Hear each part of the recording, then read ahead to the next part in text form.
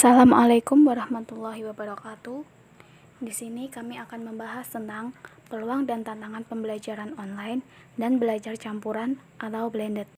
Sebelum memulai video pembelajaran, perkenalkan tim kami terlebih dahulu. Tim kami terdiri dari 4 orang. Yang pertama, Saidatus Solihah dengan NIM belakang 66. Yang kedua, Muawinatul Khairat dengan NIM belakang 69.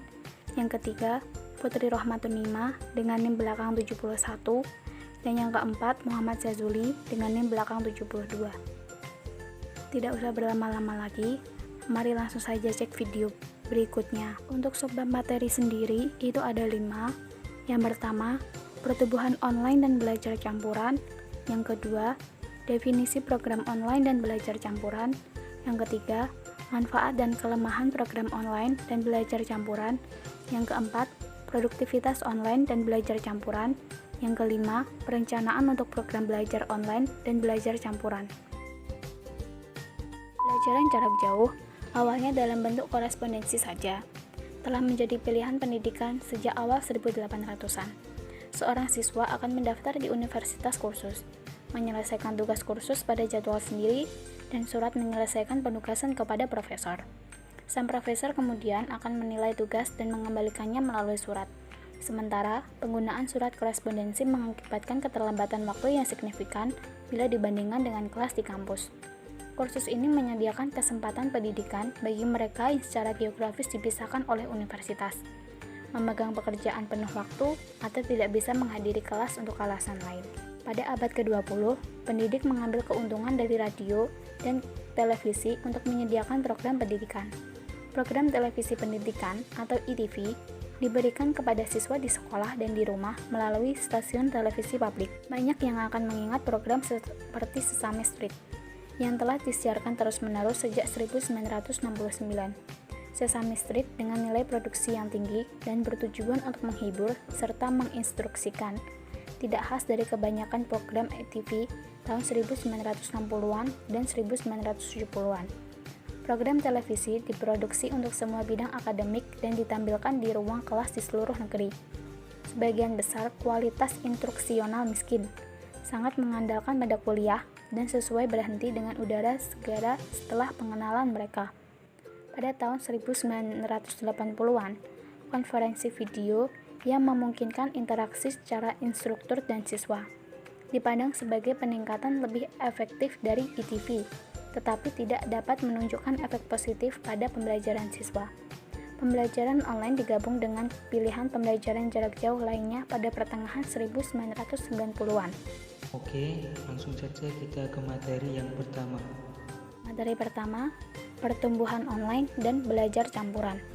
Pembelajaran online disebut sebagai generasi kelima teknologi pembelajaran jarak jauh, yakni mail, radio, televisi, dan konferensi video. Tidak seperti generasi sebelumnya, pertumbuhan online dan belajar dicampur yang terjadi pada kecepatan yang cepat. Florida Virtual School telah berkembang dari 10.050 kursus pendaftaran di tahun fiskal 2001-2002 untuk lebih dari 300.000 oleh 2012. Florida Virtual School adalah negara jauh yang terbesar untuk program online, tetapi 2 digit tingkat pertumbuhan tahunan yang umum untuk negara lain, multidistrik, dan 1 distrik program online. Karena ketidakkonsistenan dalam mendefinisikan istilah pelaporan data, jumlah siswa kurikulum 12 dilayani melalui program pembelajaran online dan dicampur hanya perkiraan, tetapi pertumbuhan yang signifikan jelas terjadi. Selanjutnya materi yang kedua akan disampaikan oleh Mbak Putri. Mendefinisikan online dan belajar dicampur. Ada banyak cara internet saat ini diakses untuk mendukung pengajaran dan pembelajaran. Distrik sekolah membeli kesempatan belajar profesional serta online bagi guru dan alat yang mendukung kerja kolaboratif online di antara para guru. Guru menggunakan sumber daya berbasis web untuk merencanakan dan mendukung instruksi kelas tatap muka tradisional, termasuk sumber daya yang memperkaya dan memperluas pembelajaran serta remediasi. Dengan keragaman peluang pendidikan online dan laju perubahan teknologi, penting untuk memperjelas istilah yang digunakan dalam bidang ini. Untuk tujuan bab ini, pembelajaran online didefinisikan sebagai pendidikan yang dipimpin guru yang terjadi seluruhnya atau sebagian besar online. Pembelajaran online meliputi konten statis, multimedia, dan tautan ke berbagai sumber daya selain penyampaian instruksi secara online. Jumlah tak terbatas link ke situs lain dapat diarsipkan dalam LMS sebagai sumber daya untuk kursus online. Pengiriman online instruksi dapat terjadi dalam beberapa cara dengan beberapa alat. Instruksi dalam pembelajaran online dapat disampaikan serentak, sinkron, atau melalui kombinasi dari keduanya. Dalam instruksi sinkron, guru dan siswa bertemu bersama dalam ruang online secara real time. Perangkat lunak memungkinkan interaksi guru ke siswa dan siswa ke siswa di kelas online melalui audio, video, dan chat, serta berbagai dokumen, presentasi, dan papan putih interaktif. Siswa dapat mendengarkan mini lectures yang disampaikan oleh guru dengan slide presentasi, menonton demonstrasi, terlibat dalam sesi tanya jawab, berkontribusi untuk seluruh diskusi kelas, dan berpartisipasi dalam sesi breakout untuk diskusi kelompok kecil. Guru dapat memberikan siswa kontrol melalui perangkat lunak untuk berbagai dokumen mereka sendiri dan memberi presentasi seperti yang mungkin mereka lakukan di kelas tatap muka. Baik siswa dan guru dapat terletak di mana saja, ada akses ke internet, sebuah ruang kelas di sekolah lingkungan, perpustakaan umum di bagian lain negara, atau rumah mereka setengah jalan di seluruh dunia. Belajar dicampur juga disebut sebagai hibrida, termasuk campuran atau campuran instruksi online dengan face-to-face instruksi.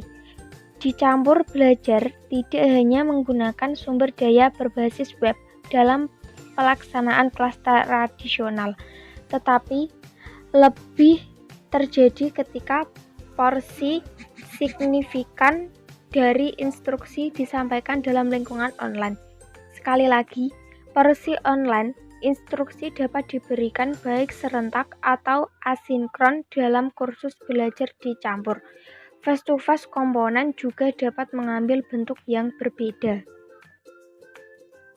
Oke, materi yang selanjutnya akan saya sampaikan sendiri, yaitu online dan belajar dicampur, manfaat dan kelemahan. Awalnya, seperti bentuk pembelajaran jarak jauh sebelumnya, online dan belajar dicampur dipandang sebagai cara untuk menawarkan kesempatan pendidikan atau memperluas persembahan kepada siswa untuk siapa kelas tradisional tidak tersedia.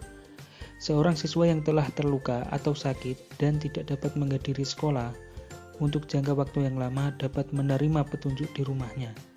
Seorang siswa yang melakukan perjalanan secara jangka panjang dapat melanjutkan pendidikannya.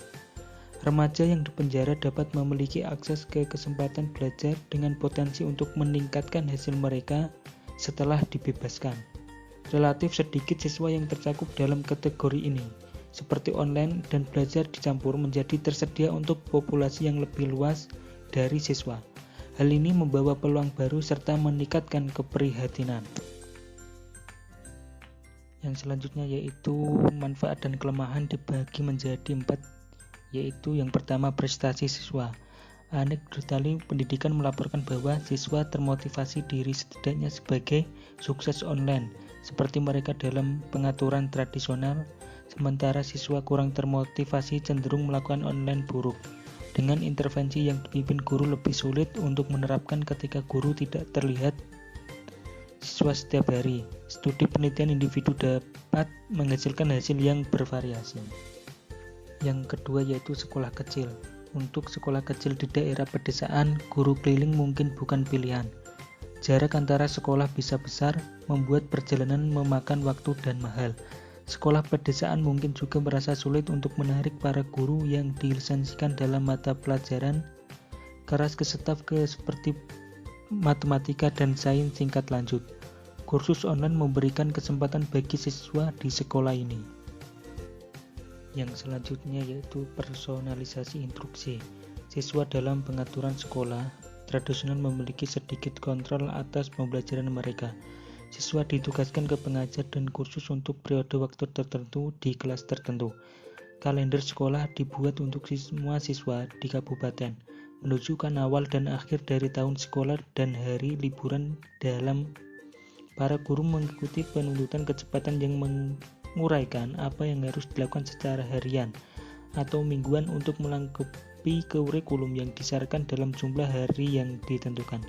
Kalender yang laku dan panduan kecepatan yang ketat dapat mengakibatkan siswa menjadi objek pendidikan yang pasif daripada peserta aktif.